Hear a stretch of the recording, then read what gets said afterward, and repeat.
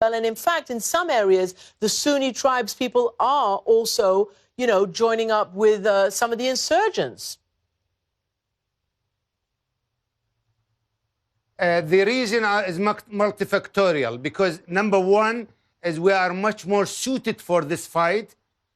Number two, the size and the training of the Iraqi security forces. We have the best counter-terrorist forces in the region. Number three is the local tribesmen are siding with the government forces. And number four is the local government of Al-Anbar is also siding with the Iraqi security forces. So the local population as well, and also the government of Iraq has a whole host of package. For number one is to evacuate Fallujah. Number two is to go for security measures.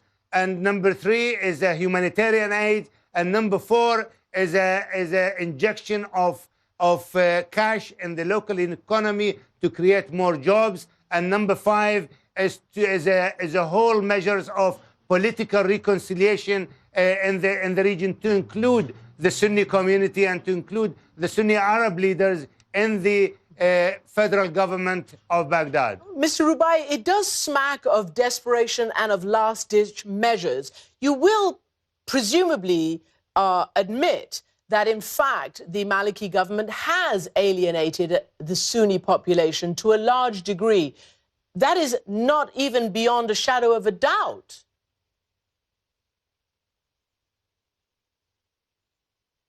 I beg to differ here, because I don't think we should argue what Mr. Maliki has done before, or what is his economic policy, what is his social policies, and so on and so forth.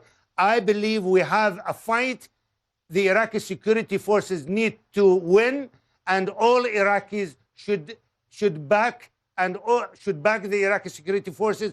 All parliamentary blocs, political parties, whether they are inside the political process, outside the political process, inside the parliament, outside the parliament, inside the government, outside the government, they should unite.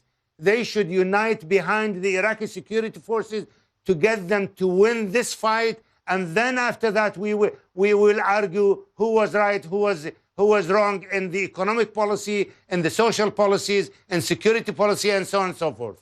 Well, let me ask you this then.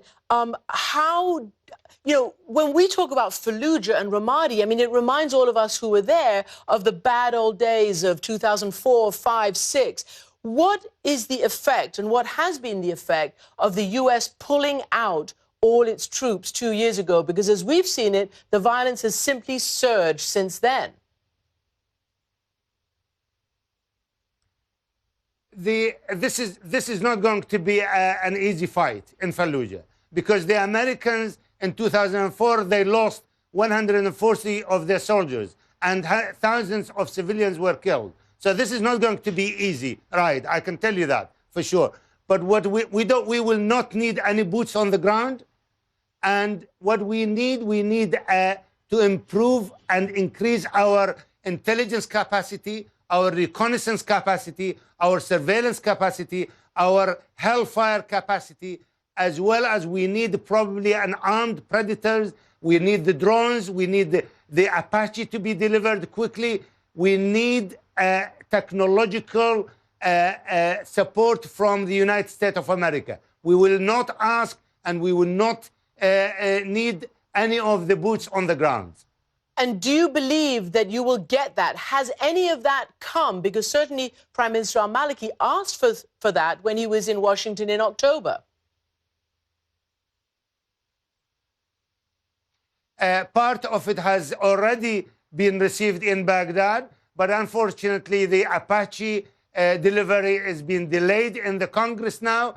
But what we would like also United States of America to do is the following. They need to work on their allies in the Gulf region and the GCC countries to reduce the sectarian polarization between Shia and Sunnis, because that is what is translated into into blood on the street of Baghdad. They need to apply pressure on their allies in the region to reduce this sectarian tension in the region, because that is what is going to spill over.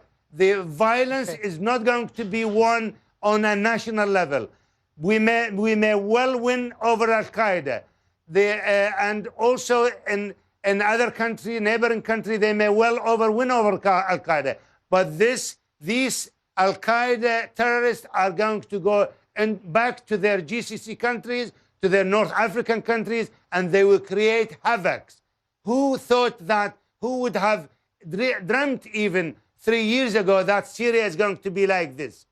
So I believe all the countries, we should launch a regional war against Al-Qaeda. Okay. All regional countries, Iran, Saudi Arabia, Syria, Jordan, Turkey, and Iraq, they should all united to defeat Al-Qaeda. Otherwise, this malignant cancer is going to spread all over the region. موفق الربيعي, thank you so much indeed for joining me, former Iraqi National Security Advisor. And so, you heard what he said. What can America do now? Barack Obama said that he would extricate the country from George Bush's war, and he did. At least he extricated all U.S. troops exactly 2 years ago. May have been popular at home, but was it wise? Turning now to Megan Sullivan, who was one of President Bush's chief Iraq advisors, and she joins me from Harvard University, where she teaches. Megan, it's great to see you again. You heard what Mr. al-Rubai just said. What is it going to take to win back Fallujah as a start? Nice to be on the show. Let me respond to that question about what is it going to take. The most immediate thing to watch is where the tribes in Anbar, where their allegiances fall. Do they back the government of Nouri al-Maliki, or do they fight alongside the al-Qaeda affiliated militants, or do they fall somewhere in between, which would effectively be in favor of the al-Qaeda affiliated militants? This is the primary variable to watch.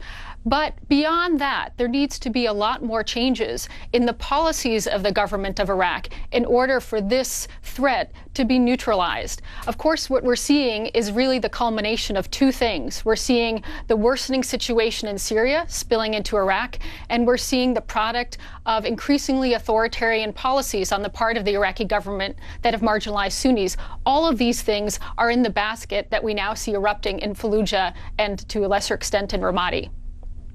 So there have been many disturbing reports of those very same Sunni tribal leaders who joined with the United States in the so-called awakening back in 2007, which together with the surge back then pacified the Anbar area. And there seem to be troubling indications that they're not actually on that side anymore. I think this is very much at play. And as Dr. Muwafiq suggested, the Iraqi government is surging in its efforts to try to convince the Sunni tribals leaders that, in fact, he can be a credible partner for them in Baghdad and in the governance of Iraq. This is going to be a very hard sell for Prime Minister Maliki. Back in 2007 and 2008, when you had the surge and you had the awakening, there you did see that these tribes groups actually align themselves with the Maliki government. But since that time, there have been really now several years of disappointment. So Maliki is going to have to work a lot harder. And it's also conceivable that the al-Qaeda militants have gotten smarter. One of the things that really alienated the tribes in Anbar back in 2006 and 2007 was the very severe policies of al-Qaeda in Iraq, the predecessor organization. They had strict implementation of Islamic law, and this alienated a lot of the tribesmen and led them to move to work with the U.S. government and with the Iraqi forces. We'll have to see how that balance shakes out. I would hope that the tribesmen would see that as much as they dislike the Maliki government, that their fortunes under al-Qaeda militants would be even worse. But that, I think, is still a question that's outstanding. You know, a lot of this has been put down to the state of affairs in Syria, which has simply allowed what had been a largely defeated al-Qaeda in that area to resurge. I wonder whether all these years later, you know, you sometimes wonder whether if it hadn't been for the disaster of the Iraq War, there might have been more encouragement by the US or Britain to actually get involved in pacifying the situation in Syria. Certainly, there's no question that the U.S. and other foreign government decisions about how to handle or not handle the situation in Syria was colored by the experience in Iraq and the difficulty that was had there over the course of the better part of a decade. I also think there's another way to look at it, and that had Iraq been more successful in establishing a government that was multi-sectarian, that was multi-ethnic, and that was truly a power-sharing government that was delivering good governance to Iraq, that would have been a model which would have had a lot more credibility in Syria. And I think that both of those effects really, unfortunately, had a negative effect on how we interacted with Syria and what we saw as really legitimate prospects for a different turn in the Syrian outcome. And very briefly and finally, Megan, do you see an end to this? Do you feel, as Dr. Muwafaq said, that the Iraqi forces will defeat this resurgent al-Qaeda? Again, I think it goes back to where the Sunni tribesmen are going to go. But I would rather conclude on a much broader point, which is not necessarily about what happens in Fallujah over the coming days. It really has to do with what is going to happen to the government in Baghdad. Is it going to be a government that can credibly represent all Iraqis? Because if it's not, Iraq doesn't have any prospect of being stable. And certainly as long as the Syrian conflict continues, that will also be difficult.